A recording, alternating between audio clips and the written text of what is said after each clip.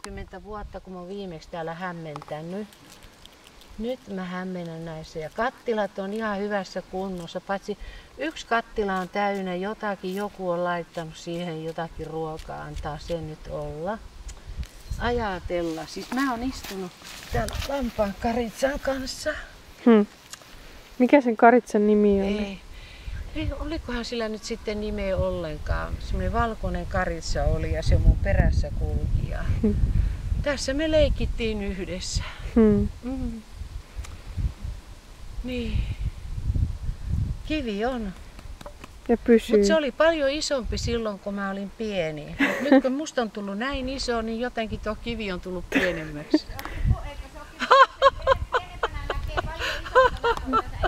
Niin. Onko sulla kuule Kati vielä se päällä?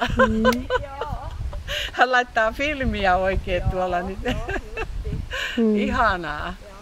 Ihanaa. Itku ja nauru kulkee niin lähellä, että joo, minä otin talouspaperiakin rullan mukaan ja minä sanoin, että se voi olla tämä itke vähän joka paikassa.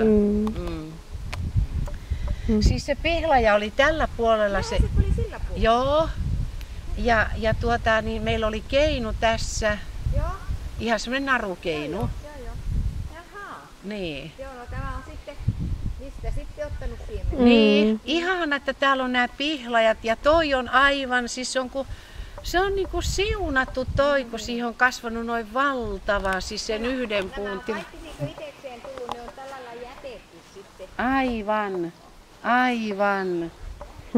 Aivan, mutta minä tunnen sen saman ilmapiirin, minkä mä oon lapsena, niin se on täällä vieläkin. Niin, ihan sama ilmapiiri. Voi hyvä jyssäys sentään. Mihinkä me tää filmi laitetaan nyt? Vaikka Facebookiin. Yksi poika, hän ottaa minusta muuten salafilmejä. Aivan uskomattomia tilannejuttuja on kyllä ottanut minusta nyt. Mä en ole tiennyt mitään, kun hänellä on ollut joku kone päällä. Ja... Joo. Ne on nämä nykyajan tekniikka semmoinen. Niin, joo, hän on yllättänyt minut monta kertaa. Joo. No niin, kuule, sammutaan nyt välillä, kuule. Tästä voi tulla vaikka mitä lopulta.